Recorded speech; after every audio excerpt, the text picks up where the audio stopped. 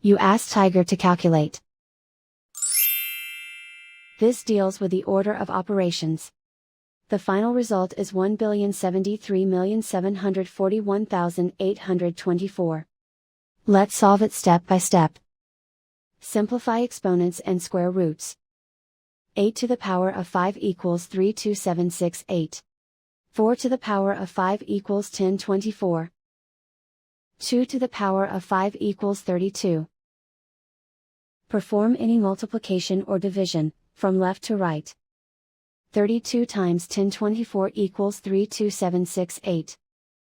32,768 times 32768 equals 107,374,1824. And so the final result is 1,073,741,824.